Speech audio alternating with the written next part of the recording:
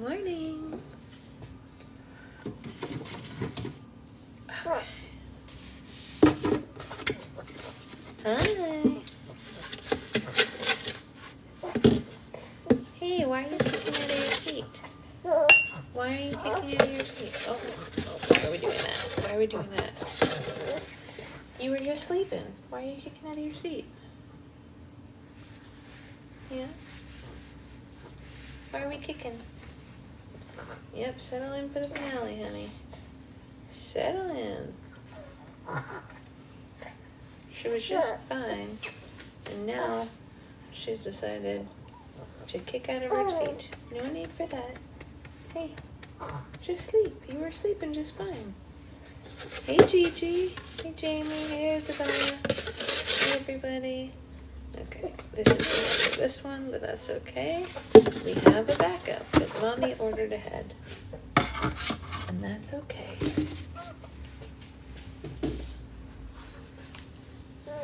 Yeah. Why are you kicking out of your seat, my sweet girl? Hey, Christina. Hey. I hope you were having fun, Isabella. Okay. Okay. Sweetheart, what's the matter? What's wrong, my sweet love? Yeah? What is it? What is it?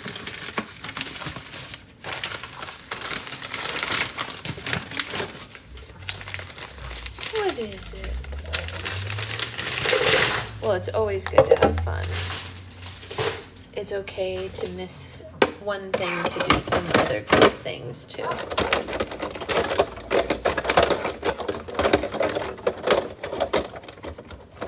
My goodness. Come on. There we go. There we go. That was a trial, if I do say so myself. Oh, baby. What's the matter?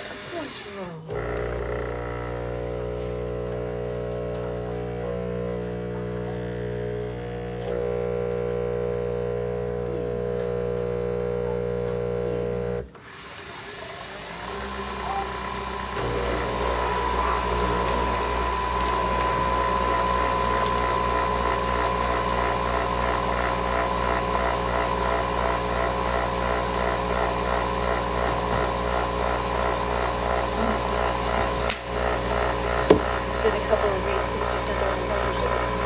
Oh, goodness. I don't know.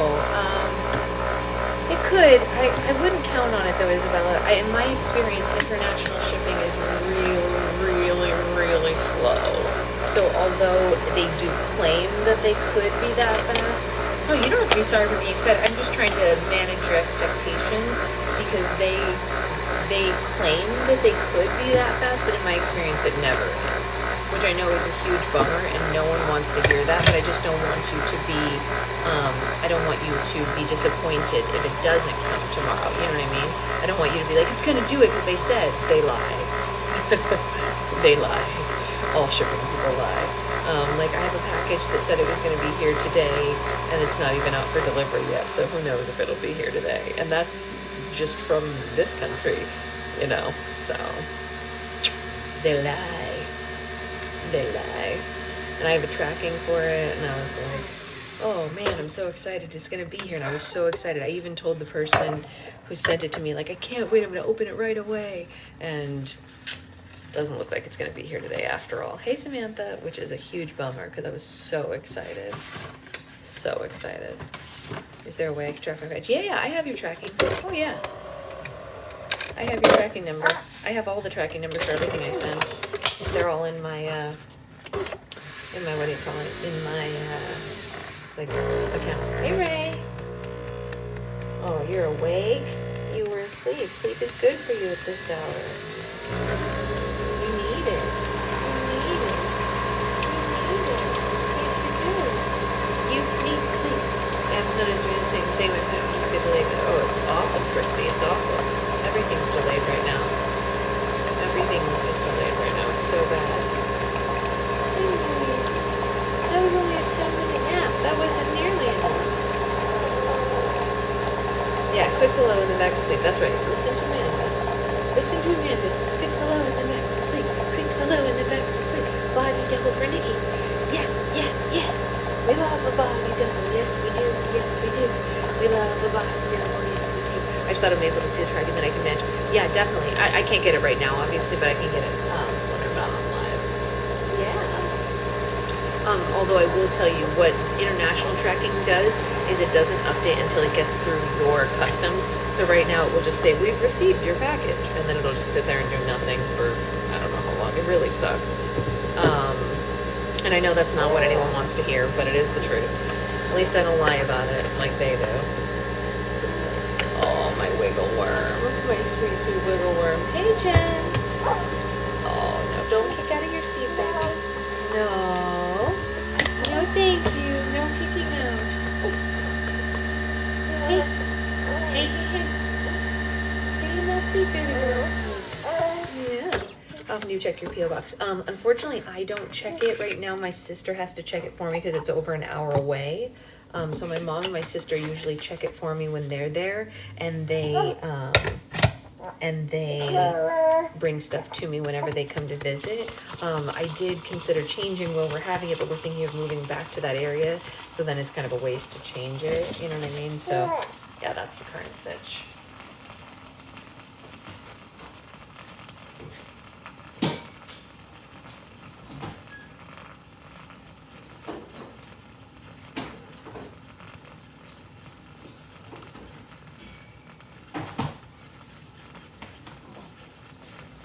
My mom does usually come by here once a week, though.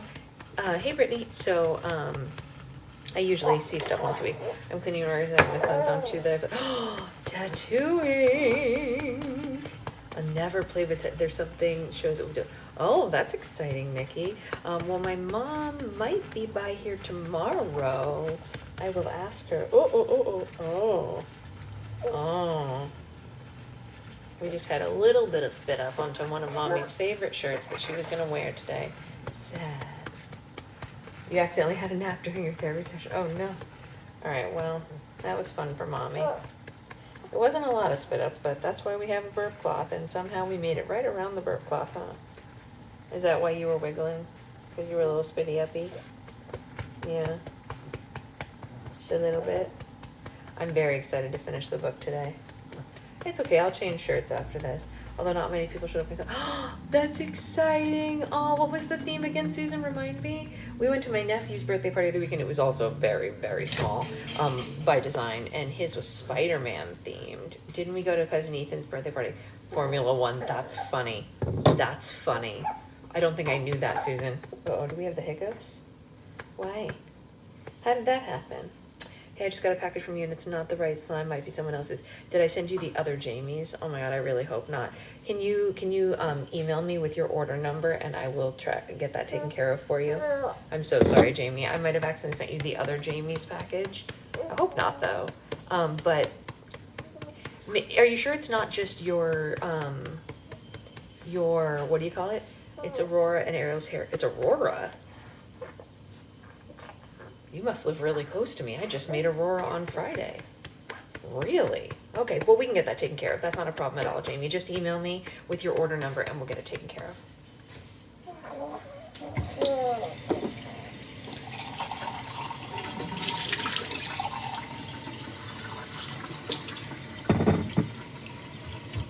Do you deliver to Canada? Yes, we do.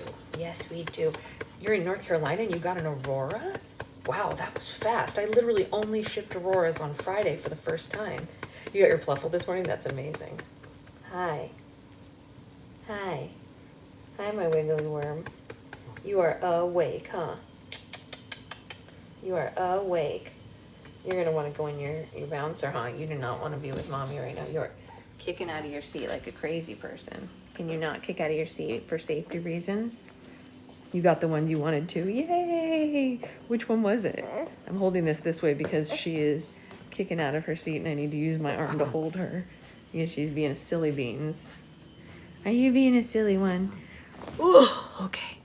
Okay.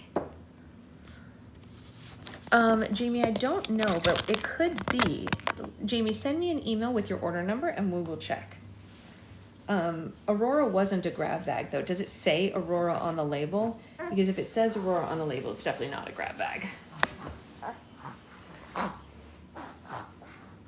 But Jamie, the best thing you can do is email me with your order number. You got roll number 1. Oh, very nice. And I can take care of it as soon as I'm not on live. There's nothing I can do when I'm on live, unfortunately, but it says Aurora. Okay, yeah, just email me. So what you should do is just email me with the order number in the subject, and that is the fastest way for me to be able to take care of it. And as soon as I get to my computer, I'll check on it, and we'll see if I just made a mistake and accidentally sent you. I'm usually pretty good about checking the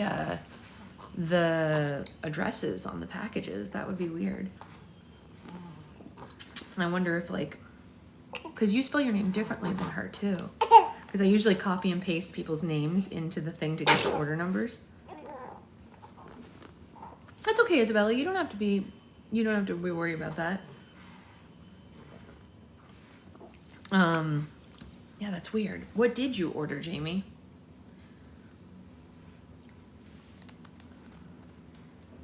GR. I don't know what GR is. What's GR? HR. Oh, but I don't know. Because I usually copy and paste the names, and you spell it differently than the other Jamie. Apparently, I'm going to get another bunch of slime from using my niece found slime. Oh, that's exciting. Oh, your niece has found slime. Well, the rest of the slime goes up for restock very soon. I'm going to be done by this week for sure. Yeah, everything in the label is correct. My AD slimes and Frank slime is all I know about. Wait, you were supposed to get AD slimes and Franken slimes, not restock slimes? Is that what you're saying? Are they all in that package? Interesting. Interesting. Yeah, definitely email me. Just send me a picture of everything you have and what you were supposed to get. They haven't bothered me to activate some. That's so cute. No, just restock slimes. I didn't order these. Okay, and bless you. All right, just email me your order number and a picture of what you got instead, and then I'll be able to take care of that for you as soon as we get off here, because that's really weird. It's a very odd. But I will be sending new orders today so we can get that taken care of. Yeah. Okay. We are on chapter 26. And we are finishing this book today, and if all goes well, we will be starting this book today. I haven't gotten the 80 slimes. Well, they were probably shipped separately though, right? So that's different, but it's weird that they came at a different time. I'm super surprised that you got Aurora already all the way to North Carolina. How did that even happen? I'm very confused about this whole thing because I literally started shipping Aurora orders on Friday. It's Monday morning. Did they like overnight it even though I didn't pay for overnighting? I don't understand. I'm gonna have to look at it all. It's very strange. Like if you lived in California, I'd be like, oh, that's why, but okay. Well, let's go ahead and finish this book, and then yeah, like I said, the best thing anyone can do if you ever have an order issue, all you have to do is they have, Kimberly, so far so good. Just in the subject of the order say, or the subject of the email say order issue and the order number, and then tell me what you received versus what you were supposed to receive, or if something broke or anything like that, and send pictures if you can, and that is how we get it fixed out. I'm not allowed to say email addresses on TikTok Live, Jamie. They block you if you do that automatically. I found that out the hard way, and then you lose your live access for 4 days. So you have to go to either Patreon where I have it listed, or you need to go to my website where there's a contact form. I have a contact form on my website where you can email me automatically, but it's also listed pretty much everywhere else. But if I say it out loud, they will literally take away my live access for 4 days automatically. So I cannot do that. Like I said, I found that out the hard way, and then we did not have live for 4 days, and people will be very mad at me. You're close. It's what Amanda said. What Amanda and Brittany said right there.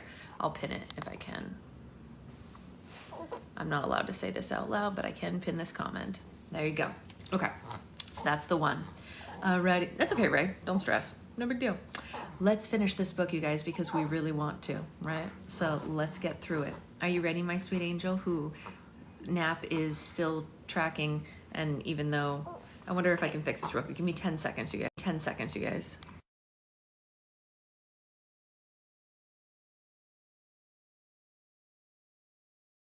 Okay, I turned off her nap. Can you guys see me?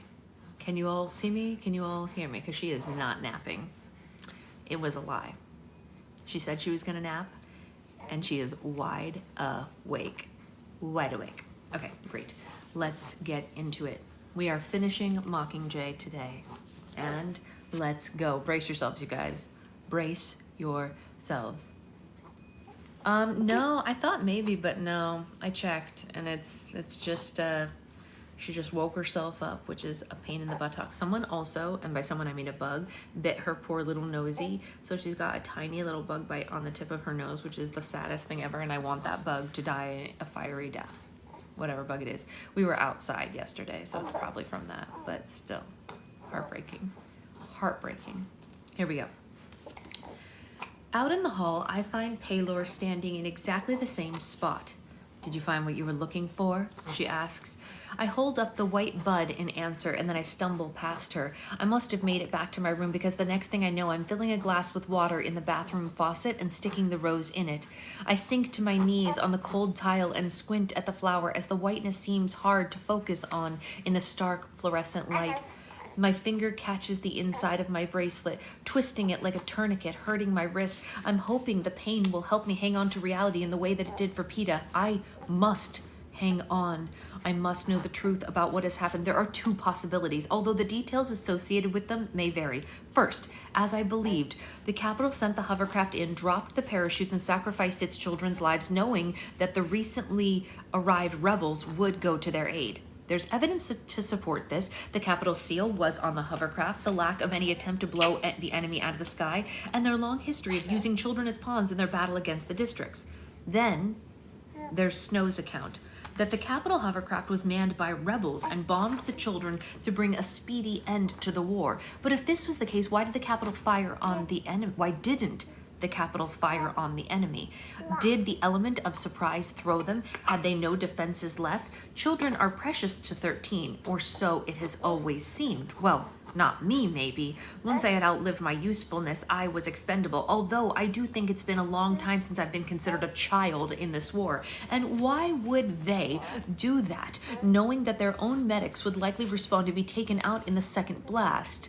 They wouldn't. They couldn't.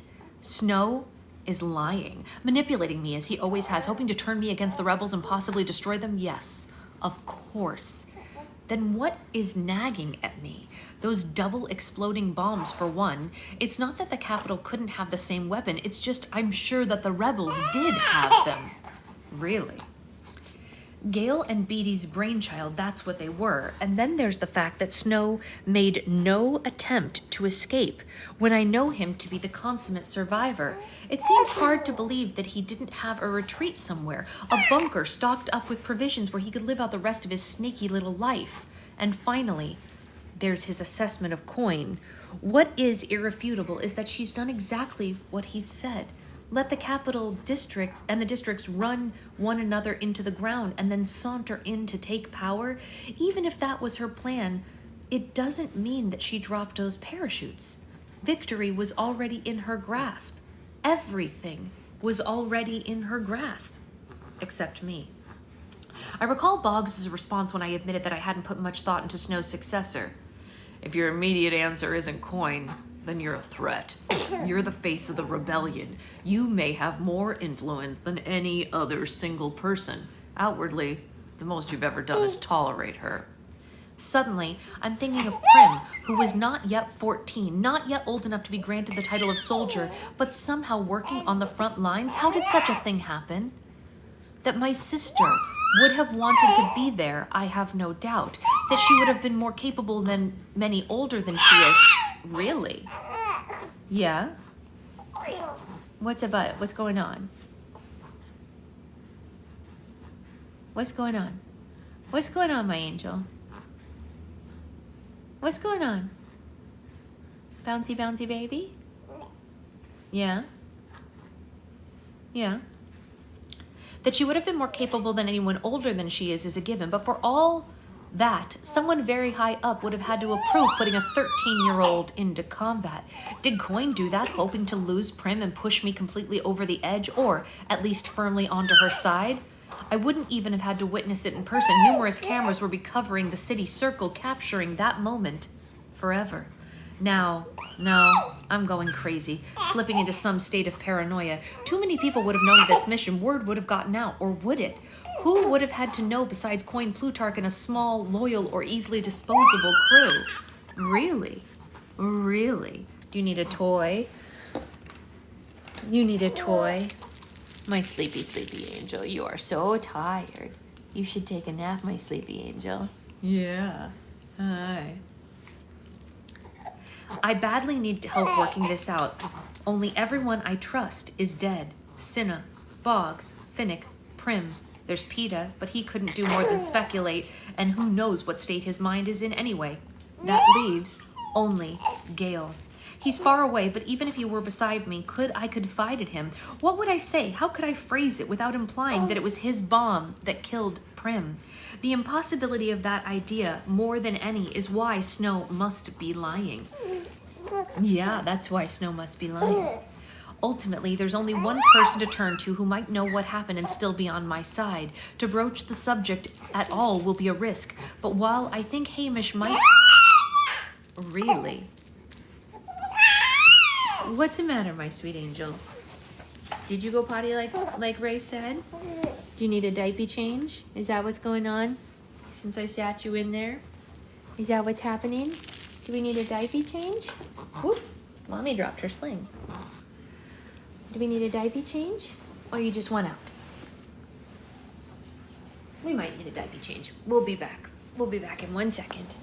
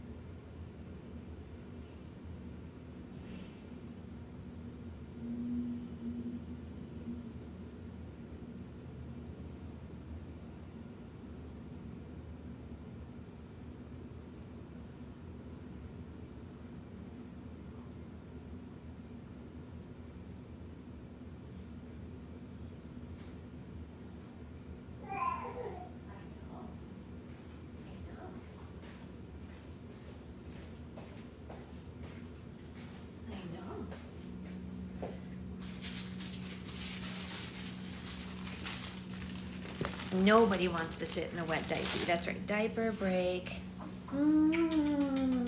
Okay. Nobody wants to sit in a wet diaper, huh? No. No. That would be so unhappy. So unhappy. Yeah, it's all better now. It's all better now. It's all better now. It's all dry. Nobody wants to sit in a wet diaper. Hold on. I have to put this under your chins, otherwise you're going to drool all over your shirt.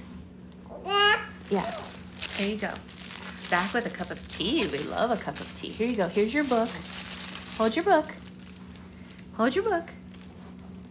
Okay. All right. Hamish might gamble with my life in the arena, but I don't think he would rat me out to coin. Whatever problems we may have with each other, we prefer resolving our differences one-to-one. I scramble off the tiles out the door and across the hall to his room, but there's no response when I knock. I push inside. Ugh, it's amazing how quickly he can defile a space. There's half-eaten plates of food, shattered liquor bottles, and pieces of broken furniture from a drunken rampage scattered across his quarters. He lies, bless you, unkempt, unwashed, and in a tangle of sheets on his bed, passed out. Hamish, I say, shaking his leg. Of course, that's insufficient, but I give it a few more tries before I dump the pitcher of water in his face. He comes to with a gasp, slashing blindly with his knife. Apparently, the end of Snow's reign did not equal the end of Hamish's terrors. Oh, you, he says, and I can tell by his voice that he's still loaded. Hamish, I begin. Listen to that. The Mockingjay finally found her voice, he laughs. Well, Plutarch's gonna be happy. And he takes a swig from a bottle. Why am I soaking wet? I lamely drop the pitcher beside me into a pile of dirty clothes. I need your help, I say. Hamish belches, filling the air with white liquor fumes. All right, what is it, sweetheart? More boy trouble? I don't know why, but this hurts me in a way that Hamish rarely can. It must show on my face because even in his drunken state, he tries to take it back. All right, not funny. I'm already at the door. Not funny, I said. Come back. By the thud of his body hitting the floor, I assume that he tried to follow me, but there's no point. I zigzag through the mansion and disappear into a wardrobe full of silken things, and I yank them from hangers until I have a pile and then burrow into it. In the lining of my pocket, I find a stray morphling tablet and swallow it dry, heading off my rising hysteria. Yeah. I hear Hamish, it's not enough to write things, though. I hear Hamish calling me in the distance, but he won't find me in his condition, especially not in this new spot. I'm swathed in silk, and I feel like a caterpillar in a cocoon awaiting metamorphosis. I always suppose that to be in a peaceful condition, I suppose this would be a peaceful condition, but at first it is. And then I journey into night, and I feel more and more trapped and suffocated by the slippery bindings, unable to emerge until I have transformed into something of beauty. I squirm, and I try to shed my ruined body and unlock the secret to the growing, flawless wings I have. Despite enormous effort, I remain a hideous creature, fired into my current form by the blast of the bombs. The encounter with Snow opens the door of my old repertoire of nightmares. It's like being stung by tracker-jackers again. A wave of horrifying images with a brief respite. I'm confusing that with waking, only to find another wave knocking me back. When the guards finally locate me, I'm sitting on the floor of the wardrobe, tangled in silk, screaming my head off. I fight them at first, until they convince me that they're trying to help. They peel away the choking garments and they escort me back to my room, bless you. On the way, we pass a window, and I see a gray, snowy dawn spreading across the Capitol. A very hungover Hamish waits with a handful of pills and a tray of food that neither of us has the stomach for. He makes a feeble attempt to get me to talk again, but seeing as it's pointless, he sends me to a bath someone has drawn. The tub is deep with 3 steps to the bottom. I ease down into the warm water and I sit up to my neck in the suds, hoping that the medicine kicks in soon. My eyes focus on the rose that has spread its petals overnight, filling the steamy air with its strong perfume. I rise and I reach for a towel to smother it, when there's a tentative knock and the bathroom door opens, revealing 3 familiar faces. They try to smile up at me, but even Venia can't conceal her shock at my ravaged mutt body. Surprise! Octavia squeaks, and then she bursts into tears. I'm puzzling over their reappearance when I realize that this must be it. The day of execution. They've come to prep me for the cameras, to remake me at beauty base 0. No wonder Octavia's crying. It's an impossible task. They can barely touch my patchwork of skin for fear of hurting me, so I rinse and I dry myself off. And then I tell them that I hardly notice the pain anymore, but Flavia still winces as he drapes a robe around me. In the bathroom, I find another surprise, sitting upright in a chair, polished from her metallic golden wig to her patent leather high heels, gripping a clipboard, remarkably unchanged except for the vacant look in her eyes. Effie, I say. Hello, Katniss. She stands and kisses me on the cheek as if nothing has occurred since our last meeting, the night before the quarter quell. Well, it looks like we've got another big day ahead of us. So why don't you start your prep and I'll just pop over and check on the arrangements. Okay, I say back to her. They say that Plutarch and Hamish had a hard time keeping her alive, comments Venia under her breath. She was imprisoned after your escape, so that helps. It's quite a stretch, Effie Trinket, Rebel, but I don't want Coin killing her, so I make a mental note to present her that way if anyone asks me. I guess it's a good thing that Plutarch kidnapped you three after all. We're the only prep team still alive, and all the stylists from the Quarter Quell are dead, says Venia. She doesn't say who specifically killed them. Yeah. We found our voice this weekend, in case you guys can't tell, so this is a new sound that we're making all the time now, huh? Is this your new sound? Yeah, this is your new sound. Yeah.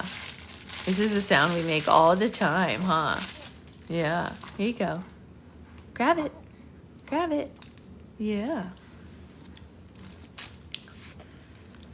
We're the only prep team still alive, and all the stylists from the Quarter Quell are dead, says Venia. She doesn't say who specifically killed them, though, and I'm beginning to wonder if it matters. She gingerly takes one of my scarred hands and holds it out for inspection. Now, what do you think for the nails? Red or maybe jet black? Flavius performed some sort of beauty miracle on my hair, managing to even out the front while getting some of the longer locks to hide the bald spot in the back.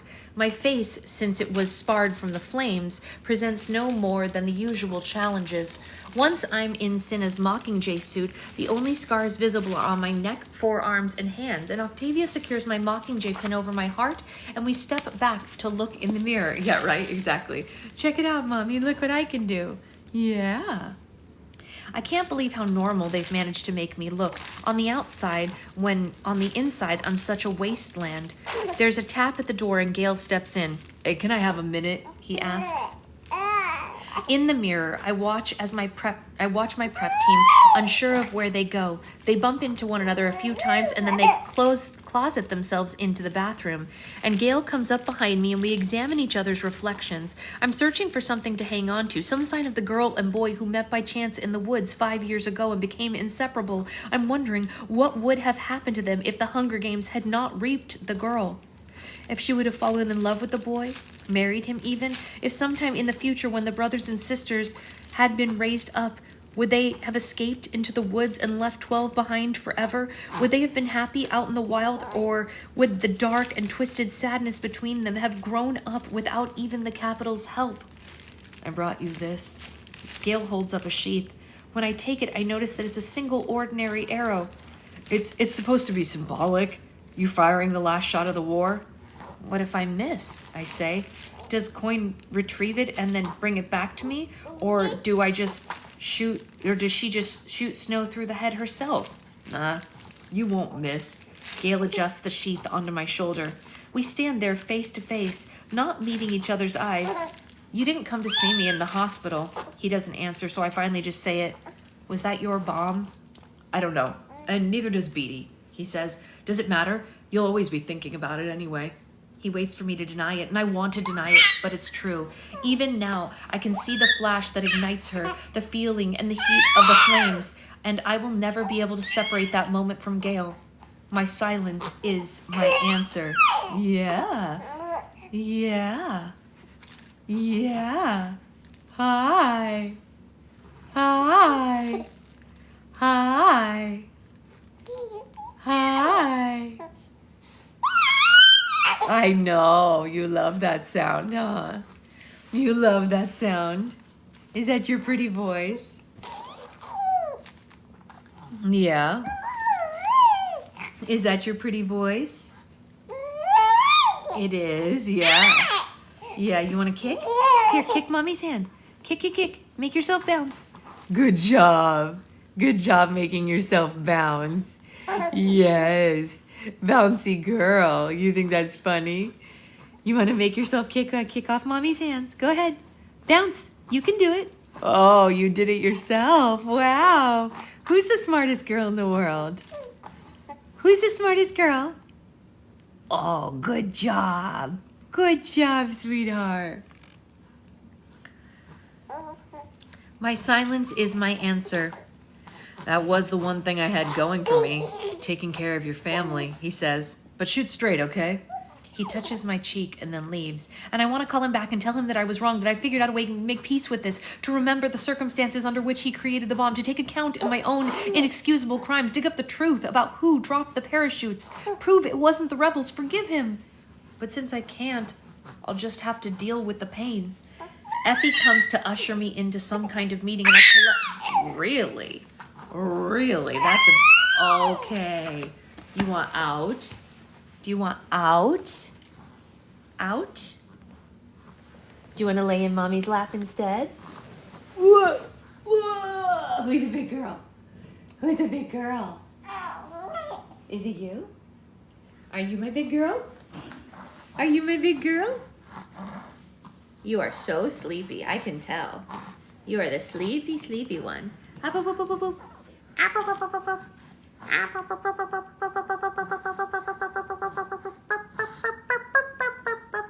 Someone sleepy, and it's you, and it's you. Time for a big nap, time for a big nap for my girl, for my girl. Yes, that's the song that I wrote you for your nap. What do you think? Oh, jeez, rough room. Tough crowd, tough crowd. Yeah, tough crowd, huh? Tough crowd.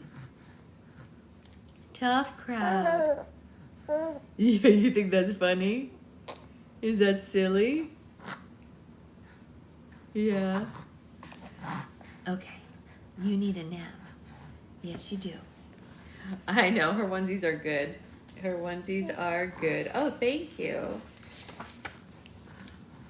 Effie comes in to usher me to some kind of meeting. I collect my bow. At the last minute, I remember the rose glistening in its glass of water. And when I open the door to the bathroom, I find my prep team sitting in a row at the edge of the tub, hunched and defeated. I remember that I'm not the only one whose world has been stripped away. Come on, I tell them. We've got an audience waiting.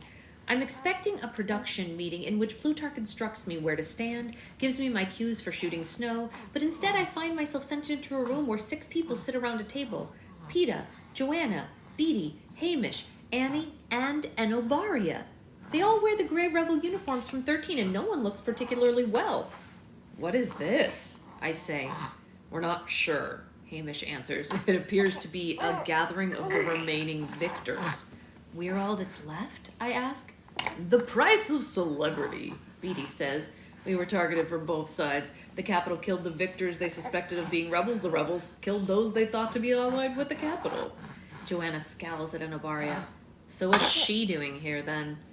She is protected under what we call the Mockingjay deal, says Coyne as she enters behind me, wherein Katniss Everdeen agreed to support the rebels in exchange for capturing victors getting immunity.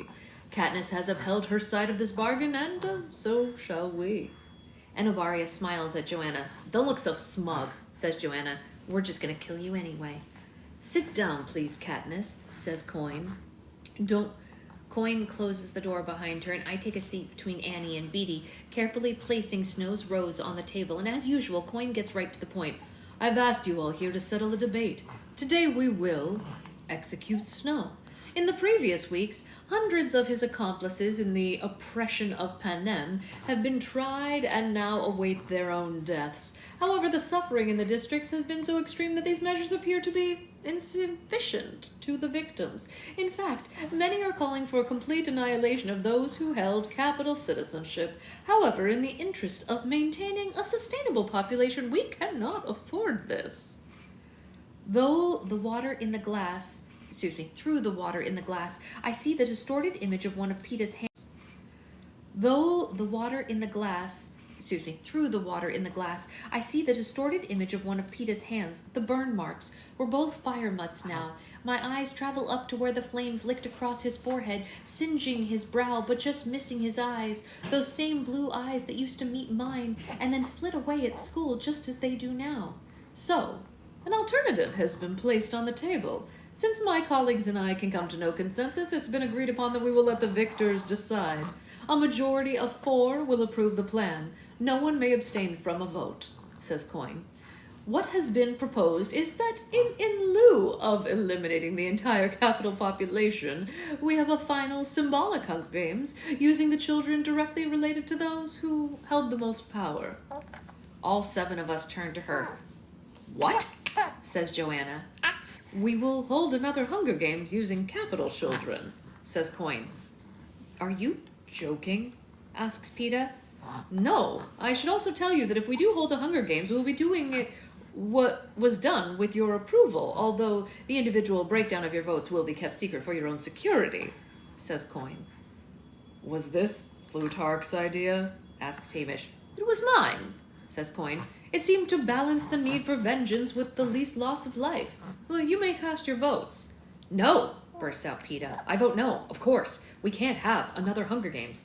Why not? Joanna retorts. Seems fair to me. Snow even has a granddaughter. I vote yes. So do I, says Anabaria almost indifferently. Let them have a taste of their own medicine. This is why we rebelled. Remember? PETA looks at the rest of us. Annie. I vote no with PETA, she says, and so Finnick would have if he were here. But he isn't, because Snow's mutts killed him, Joanna reminds her. No, says Beatty. It would set a bad precedent. We would have to stop viewing one another as enemies, and at this point, unity is essential for our survival. I vote no. We're down to Katniss and Hamish, says Coin. Hey. Was it like this then, 75 years or so ago? Did a group of people sit around and cast their votes on initiating the Hunger Games? Was there dissent? Did somebody make a case for mercy that was beat down by the calls for death of the district's children? The scent of Snow's rose curls up into my nose, down into my throat, squeezing it tight with despair. All those people that I loved, they're dead, and we're discussing the next Hunger Games in an attempt to avoid wasting life? Hey. Okay. Mommy will pick you up. Woo!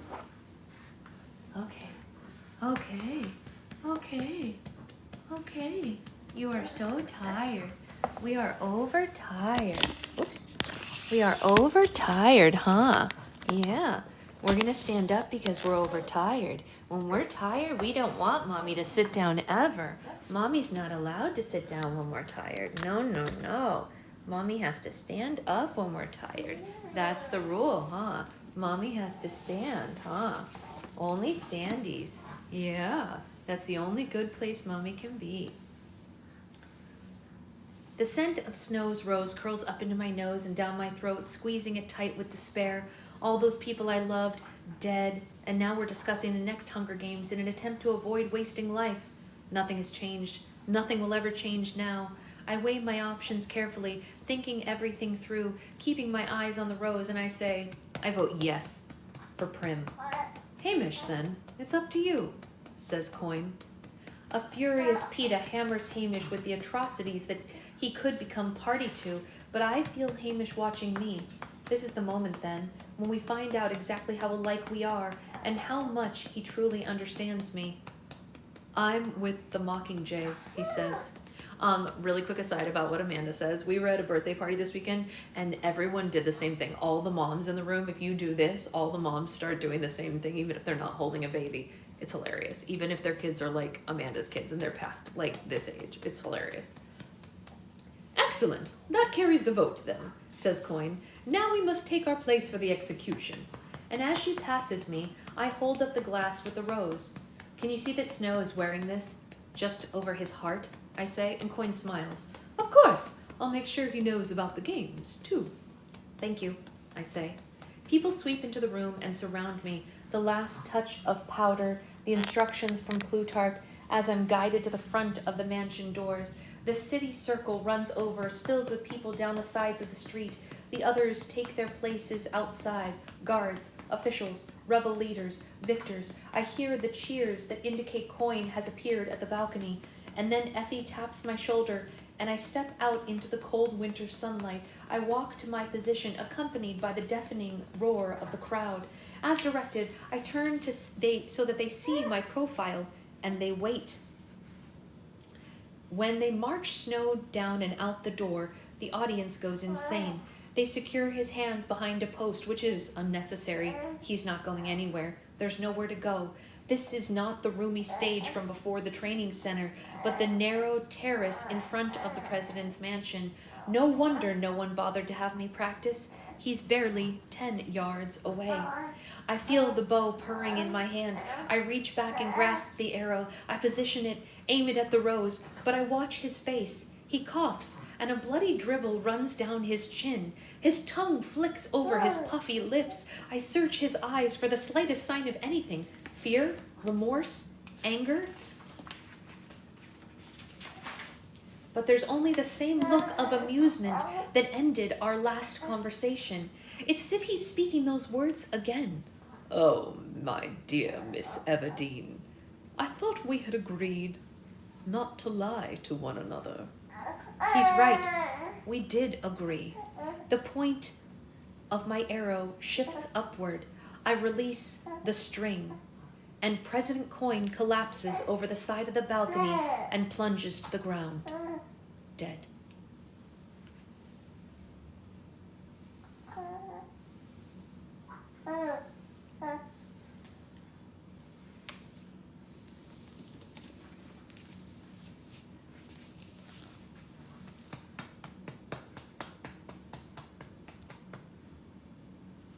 One of my favorite moments in any book ever.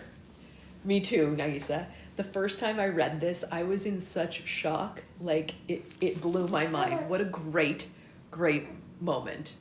Such a great moment. All right, here we are, chapter 27. In the stunned reaction that follows, I'm aware of one sound, Snow's laughter, an awful, gurgling cackle accompanied by an eruption of foamy blood when the coughing begins. I see him bend forward, spewing out his life until the guard blocks him from my sight. As the gray uniform begins coverage on me, the gray uniforms begin coverage on me, I think of what my brief future as the assassin of Panem's new president holds. The interrogation, probably a torture, certainly public execution, having yet again to say goodbye to my handful of people who still maintain a hold on my heart. The prospect of facing my mother, who will now be entirely alone in the world, decides it. Good night, I whisper to the bow in my hand, and I feel it go still. I raise my left arm and I twist my neck down to rip off the pill from my sleeve.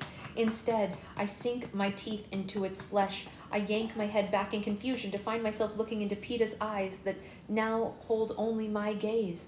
Blood runs from the teeth marks on the hand he clamped over my nightlock. Let me go, I snarl at him, trying to wrest my arm from his grasp.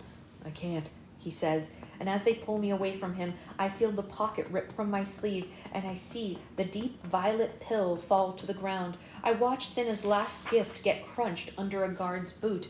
I turn and transform into a wild animal, kicking, clawing, biting, do whatever I can to free myself from this web of hands as the crowd pushes in. The guards lift me above the fray, where I continue to thrash as I'm conveyed over the crush of people. I start screaming for Gale. I can't find him in the throng, but I know that he will know what I want. A good clean shot to end it all. Only there's no arrow, no bullet. Is it possible he can't see me? No. Above us, on the giant screens placed around the city circle, everyone watched the whole thing being played out. He sees, he knows, but he doesn't follow through, just as I didn't when he was captured. Sorry excuse for hunters and friends, both of us. I'm on my own. In the mansion, they handcuff and blindfold me. I'm half dragged, half carried down long passages, up and down elevators, and deposited on carpeted floors. The cuffs are removed, and a door slams closed behind me. When I push the blindfold up, I find that I'm in my old room, in the training center. The one where I lived during those last precious days before my first Hunger Games and the Quarter Quell. The bed is stripped to the mattress. The closet gates open, showing the emptiness inside, but I'd know this room anywhere. It's a struggle to get to my feet and peel off my Mockingjay suit. I'm badly bruised, and I might have broken a finger or two, but it's my skin that's paid most dearly for my struggle with the guards. The new pink stuff has shredded like tissue paper, and blood seeps through the laboratory-grown cells. No medic shows up, though, and I'm far too gone to care. I crawl up onto the mattress, expecting to bleed to death, but no such luck. By evening, the blood clots, leaving me stiff and sore and sticky, but alive. I limp into the shower, and I program the gentlest cycle that I can remember, free of any soap and hair products, and I squat under the warm spray. elbows on my knees, head in my hands. My name is Katniss Everdeen. Why am I not dead? I should be dead. It would be best for everyone if I were dead. When I step out onto the mat, the hot air bakes my damaged, dry skin. Yeah. There's nothing clean to put on, not even a towel to wrap around me. Back in the room, I find the Mockingjay suit has disappeared. In its place is a paper robe. A meal has been sent up from the mysterious kitchen with a container of medications for dessert. I go ahead and I eat the food. I take the pills. I rub the salve on my skin. I need to focus now on the manner of my ending myself. I curl back up into the blood-stained mattress, not cold, but feeling so naked with just the paper to cover my tender flesh. Jumping to my death is not an option. The window glass must be a foot thick. I can make an excellent noose, but there's nothing to hang myself from.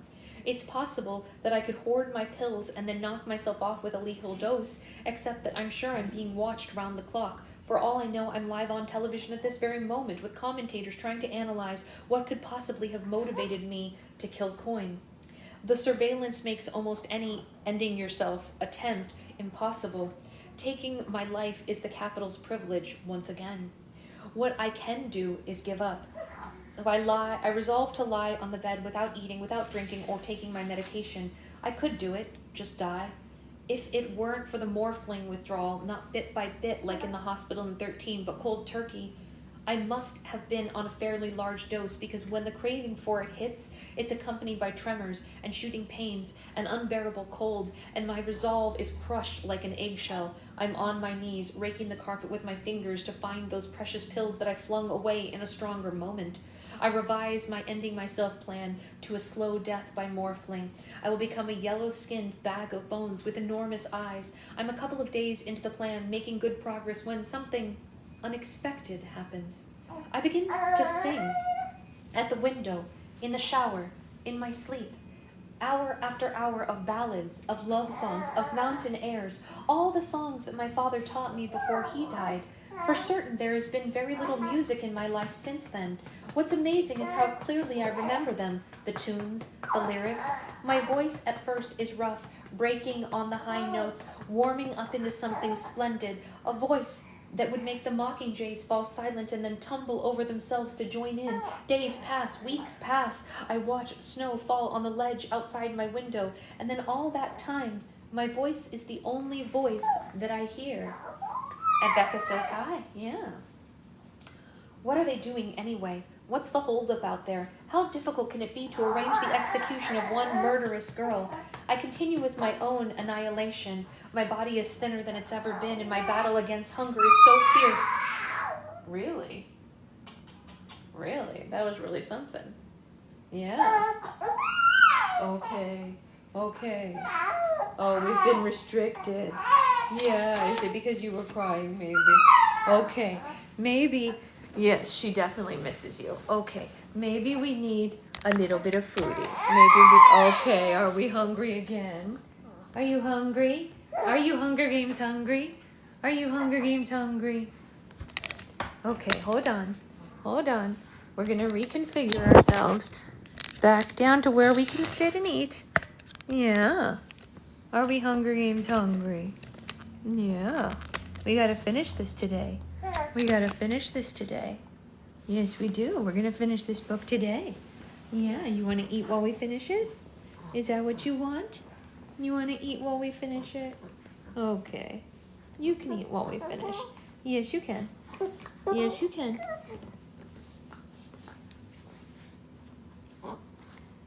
You want to tell them that you're probably going through a massive growth spurt because you're eating every hour on the hour these days? Yeah, little pterodactyl. That's right. She is a pterodactyl. Yes, we are eating every hour right now. We are definitely growing. Okay. How difficult, that's a new word, huh? How difficult can it be to arrange the execution of one murderous girl? I continue with my own annihilation. My body's thinner than it's ever been, and my battle against hunger is so fierce that sometimes the animal part of me gives in to the temptation of buttered bread or roasted meat. But still, I'm winning. For a few days I feel quite unwell, and I think that I may be traveling out of this life when I realize that my morphling tablets are shrinking. They're trying to slowly wean me off this stuff, but why? Surely a drugged Mockingjay will be easier to dispose of in front of a crowd. And then a terrible thought hits me. What if they're not going to kill me? What if they have more plans for me? A new way to remake and train and use me? I won't do it. If I can't end myself in this room, I will take the first opportunity outside to finish the job. They can fatten me up if they want. They can give me a full body polish, dress me up, and make me beautiful again. They can design dream weapons that come to life in my hands, but they will never again brainwash me into the necessity of using them. I can no longer feel any allegiance to these monsters called human beings, despite being one myself. I think that PETA was onto something about us destroying one another and letting some decent species take over, because something is significantly wrong here with a creature that sacrifices its children's life to settle its differences. You can spin it any way you like. Snow thought the Hunger Games were an efficient means of control. Coin thought that the parachutes would expedite the war. But in the end, who does it benefit? No one. The truth is, it benefits no one to live in a world where these types of things happen. After 2 days of lying on my mattress with no attempt to eat, drink, or even take a morphling tablet, the doors to my room open. Someone crosses around the bed and into my field of vision. Hamish. Your trial's over, he says. Come on, we're going home. Home? What's he talking about? My home's gone, and even if it were possible to go to this imaginary place, I'm too weak to even move. Strangers appear, rehydrate and feed me, bathe me, clothe me. One lifts me like a rag doll and carries me up to the roof to a hovercraft and fastens me into a seat. Hamish and Plutarch sit across from me, and in a few minutes we're airborne. I've never seen Plutarch in such a good mood. He's positively glowing. You must have a million questions. When I don't respond, he answers those questions anyway.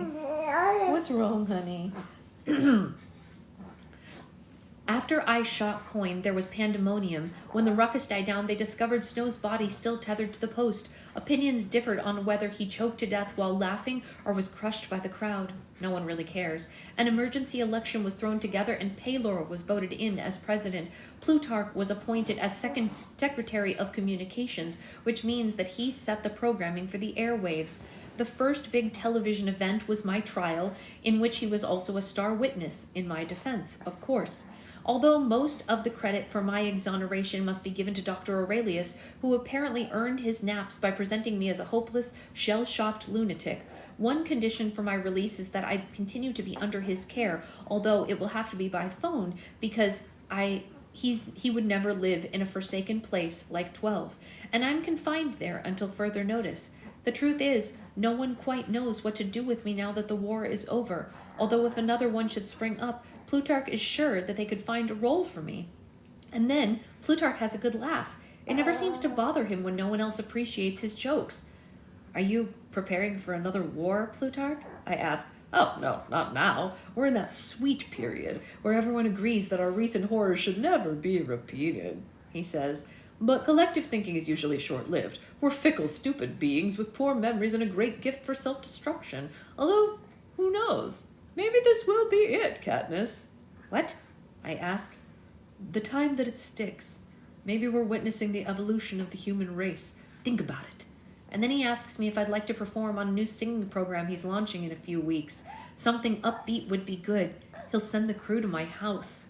We land briefly in 3 to drop off Plutarch. He's meeting with Beatty to update the technology on the broadcast system. His parting words to me are, "Don't be a stranger." When we're back amongst the clouds, I look at Hamish. So why are you going back to 12? Oh, they can't seem to find a place for me in the capital either, he says. And at first I don't question this, but doubts begin to creep in, and Hamish hasn't assassinated anyone. He could go anywhere. If he's coming back to 12, it's because he's been ordered to. You have to look after me, don't you, as my mentor? He shrugs, and then I realize what that means. My mother's not coming back, is she? No, he says, and he pulls an envelope from his jacket and hands it to me. I examine the delicate, perfected, formed writing. She's helping to start up a hospital in District 4. She wants you to call as soon as we get in. My fingers trace the graceful swoop of letters. You know why she can't come back. Yes, I do know why. Because between my father and Prim and the ashes, this place is too painful to bear, but apparently not for me. Do you want to know who else won't be there? No, I say. I want to be surprised. Like a good mentor, Hamish makes me eat a sandwich and then pretends that he believes I'm asleep for the rest of the trip. He busies himself going through every compartment on the hovercraft, finding the liquor and stowing it in his bag. It's night when we land on the green of the Victor's village. Half of the houses have lights in the windows, including Hamish's and mine. Not Peta's, though. Someone has built a fire in my kitchen, and I sit in the rocker before it, clutching my mother's letter.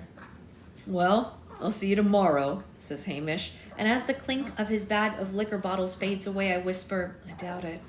I'm unable to move from the chair. The rest of the house looms in a cold and empty darkness. I pull an old shawl over my body and I watch the flames.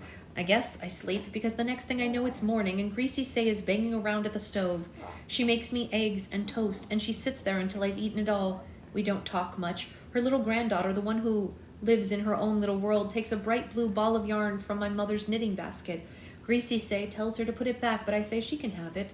No one in this house can knit anymore. And after breakfast, Greasy Say does the dishes and leaves, but she comes back at dinner time to make me eat again.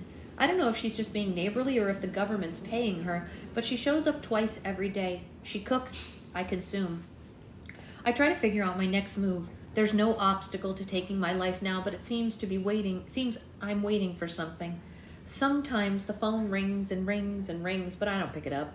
Hamish never visits. Maybe he's changed his mind and he left, although I suspect he's just drunk. No one comes but Greasy Say and her granddaughter, and after months of solitary confinement, they seem like a crowd. Spring's in the air today. You ought to get out and go hunting, she says. I haven't left the house. I haven't even left the kitchen, except to go to a small bathroom a few steps off of it. I'm in the same clothes that I left the Capitol in. What I do is sit by the fire, and I stare at the unopened letters piling up on the mantel. I don't have a bow.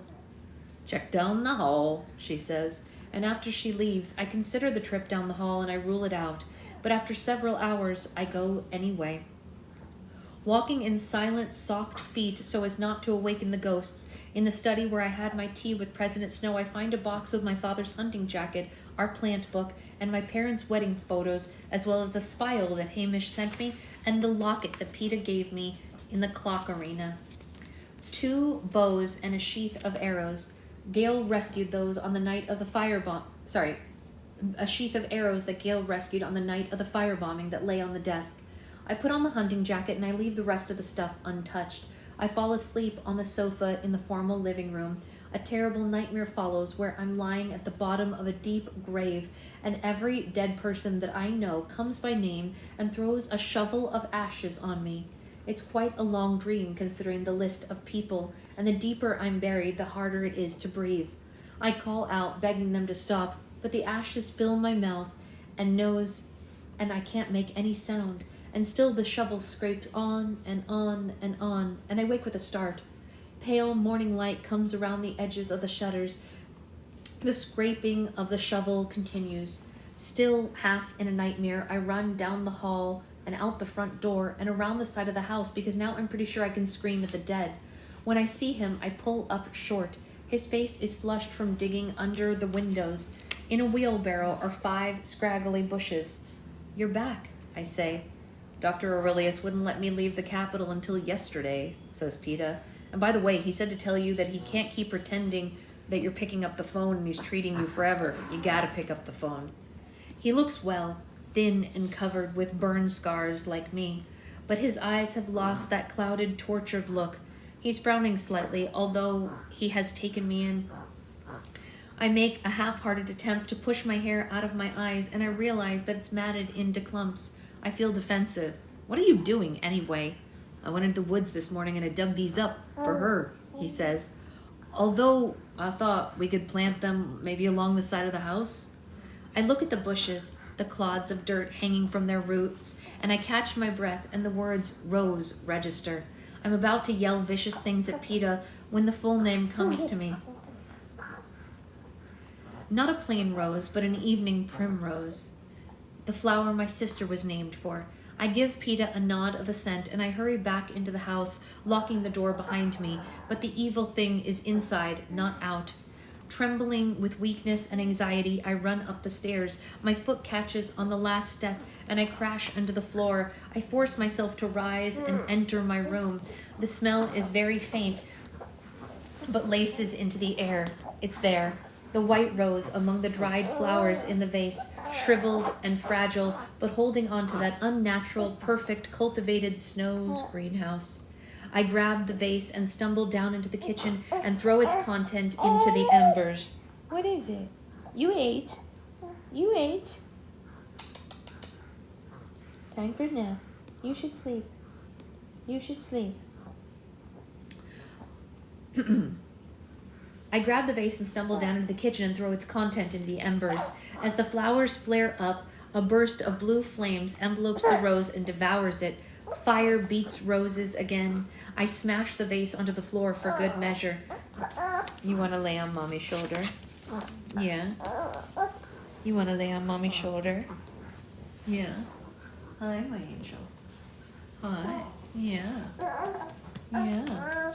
Yeah. Yeah. Yeah. Back upstairs, I throw open the bedroom windows to clear out the rest of Snow's stench, but it still lingers on my clothes and in my pores.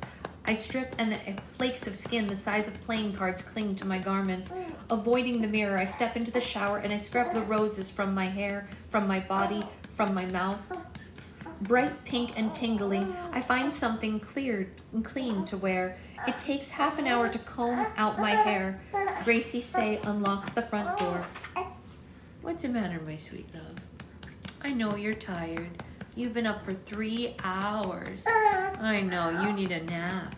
3 hours is too long for my angel. Yeah, 3 hours is too long. We have to stand again. Only standies. We have to stand. Only allowed to stand in this household. We're never allowed to sit. No sitting allowed. No sitting allowed. Okay. No sitting allowed. Mommy's not allowed to sit, huh? We don't sit. No. No sitting. We only stand. Yeah.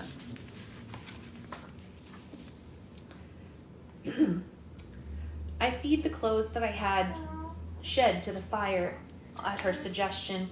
I pare off my nails with a knife. Over the eggs, I ask her, hey, where did Gail go?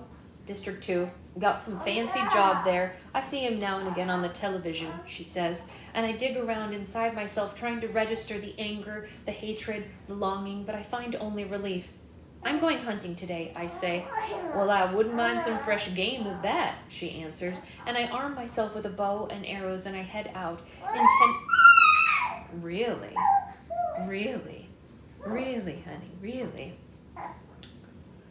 Intending to exit 12 through the meadow. Near the square are teams of masked and gloved people with horse-drawn carts, sifting through what lays under the snow this winter, gathering remains. A cart's parked in front of the mayor's house, and I recognize Tom, Gail's old crewmate, pausing a moment to wipe the sweat from his face with a rag. I remember seeing him in 13, but he must have come back. His greeting gives me courage. Did they find anyone in there? Whole family. The 2 people who worked for them, Tom tells me. Mage, quiet and brave, the girl who gave me the pin and gave me a name. I swallow hard. I wonder if she'll be joining the cast of my nightmares tonight, shoveling the ashes into my mouth. I thought maybe since he was the mayor. I don't think being the mayor of 12 puts the odds in his favor, says Tom. And I nod, and I keep the cart moving, careful not to look in the back of the cart. All through the town and the scene, it's the same, the reaping of the dead. And as I near the ruins of my old house, the road becomes thick with carts, and the meadow's gone, or at least dramatically altered. A deep pit has been dug, and they're lining it with bones, a mass grave for my people. I skirt around the hole and enter the wood at my usual place. It doesn't matter, though. The fence isn't charged anymore. It's been propped up with long branches to keep out predators, but old habits die hard. I think about going to the lake, but I'm so weak that I barely make it to my meeting place with Gale. I sit on the rock where Cressida films us, but it's too wide without his body beside me. Several times I close my eyes and I count to 10, thinking that when I open them, he will have materialized, without a sound as he so often did. I have to remind myself that Gail's in too with a fancy job, probably kissing some other pair of lips. It's the old Katniss' favorite kind of day. Early spring, the woods awaken after a long winter, but the spurt of energy that began with the primroses faded away. By the time I make it back to the fence, I'm so sick and dizzy, Tom has to help give me a ride in the people's dead cart. He has to help me onto the sofa in the living room, where I watch the dust motes spin in thin shafts of afternoon light. My head snaps around at the hiss, but it takes a while to believe that he's real. How could he have gotten here? I take the claw marks from some wild animal, the back paw he holds slightly above the ground, the prominent bones in his face. He's come on foot then, all the way from 13. Maybe they kicked him out, or maybe he just couldn't stand it there without her, so he came looking.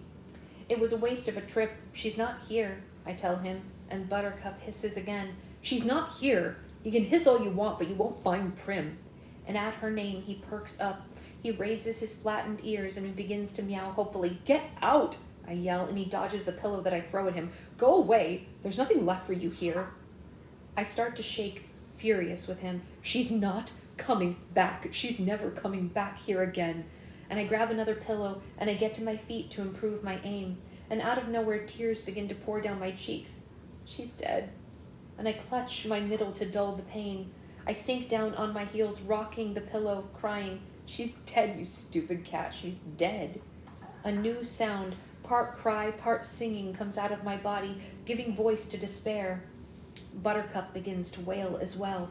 No matter what I do, he won't go. He circles me just out of reach as wave after wave of sobs rake my body until eventually I fall unconscious. But he must understand. He must know that the unthinkable has happened, and to survive will require previously unthinkable acts, because hours later, when I come into my bed, he's there in the moonlight, crouched beside me, yellow eyes alert and guarding me from the night. In the morning, he sits stoically as I clean the cuts, but digging the thorns from his paws brings on a new round of those kitteny meows. We both end up crying again, only this time we comfort each other. On the strength of this, I open the letter that Hamish gave me from my mother, and I dial her phone number, and I weep with her as well. Peeta brings a warm loaf of bread and shows up with greasy say. She's making us breakfast. I feed all my bacon to Buttercup. Slowly, with many lost days, I come back to life. I try to follow Dr. Aurelius's advice, just going through the motions, amazed when one finally has meaning again, and I tell him my idea about the book. A large box of parchment sheets arrives at the next train from the capital. I got the idea from our family's plant book, the place where we recorded all those things that you can't trust to memory. You want to hold her? We cannot sit down. We are not allowed. We are not allowed to sit down. I'll sit down. I'm sorry. It's okay. We are not allowed to sit down in this household. No? No sitties. We are not a sitting household. Yeah. Let's see, where was I? The page begins with a person's picture, a photo if we can find it, if not a sketch or maybe a painting by Peeta, and then in my most careful handwriting come all the details that it would be a crime to forget. Lady licking Prim's cheek, my father's laugh, Peeta's father with the cookies, the color of Finnick's eyes, what Cinna would do with the length of silk, Boggs reprogramming the hollow, Rue poised on her toes, arms slightly extended like a bird about to take flight, on and on. We seal the pages with salt water and promises to live well, to make their deaths count. Hamish finally joins us, contributing 23 years of tributes that he was forced to mentor. Additional becomes smaller. Old memories that surface, a late primrose preserved between the pages, strange bits of happiness like the photo of Finnick and Annie's newborn son.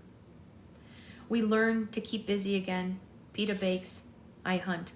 Hamish drinks until the liquor runs out, and then he raises geese until the next train arrives. Fortunately, the geese can take pretty good care of themselves. We're not alone. A few hundred others return, because whatever has happened, this is our home. With the mines closed, they plow the ashes into the earth and they plant food. Machines from the capital break ground for a new factory where we make medicines, although no one seeds it. The meadows turn green again. Peeta and I grow back together. There are still moments when he clutches the back of the chair and hangs on until the flashbacks are over. I wake screaming from nightmares of mutts and lost children, but his arms are there to comfort me, and eventually his lips. And on the night I feel that again, the hunger that overtook me on the beach, I know that this all would have happened anyway, that what I needed to survive is not Gail's fire kindled with rage and hatred. I've got plenty of that for myself. What I needed is the dandelion in the spring, the bright yellow that means rebirth instead of destruction, the promise that life can go on no matter how bad our losses are, that it can be good again, and only Peter can give me that. So after, when he whispers, "You love me, real or not real?" I tell him, "Real." Epilogue. They play in the meadow, the dancing girl with the dark hair and the blue eyes, the boy with the blonde curls and the gray eyes, struggling to keep up with her on his chubby toddler legs. It took 5, 10, 15 years for me to agree, but Peter wanted them so badly. And when I first felt her stirring inside of me, I was consumed with a terror that felt as old as life itself. Only the joy of holding her in my arms could tame it. Carrying him was a little bit easier, but not much. The questions are just beginning. The arenas have been completely destroyed. The memorials have been built. There are no more Hunger Games, but they teach about them in school, and the girl knows that we did play a role in them. The boy will know in a few years. How can I tell them about that world without frightening them to death? My children, who take the words of song for granted. Deep in the meadow, under the willow, a bed of grass, a soft green pillow. Lay your head down and close your sleepy eyes, and when they open, a sun will rise. Here it is safe, and here it is warm. Here the daisies guard you from harm. Here your dreams are sweet, and tomorrow brings them true. Here is the place where I love you. My children, who don't know that they play on a graveyard. Peter says it'll be okay, that we have each other and we have the book, and we can make them understand in a way that will make them braver. But one day I'm going to have to explain my nightmares, why they came and why they won't really ever go away. I'll tell them how I survived it.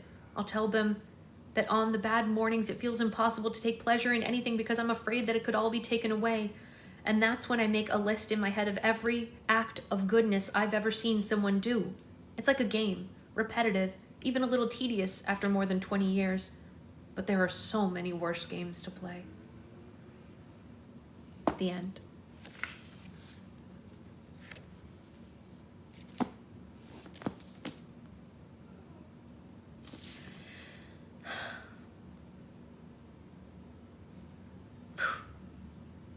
It's intense, right?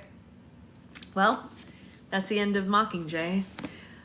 I thought it was a little bit shorter amount that was left, but we're gonna start Ballad of Songbirds and Snakes tomorrow. Thank you all for sticking with me until the end.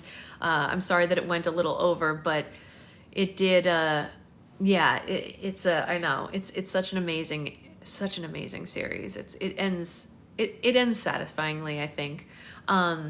So I'll probably see you all later. Maybe we'll have a live later. It depends on tiny little human there. And seeing if she will let me, but I'm gonna go change my shirt because as you all saw, we got some fun spit up for mommy. That was fun for me. I thought I was gonna wear this shirt today. Tomorrow is Roll for Slime, that is true. I think it is our last Roll for Slime of the month, but I'm not 100% sure. I'll have to check on that, but I think it is.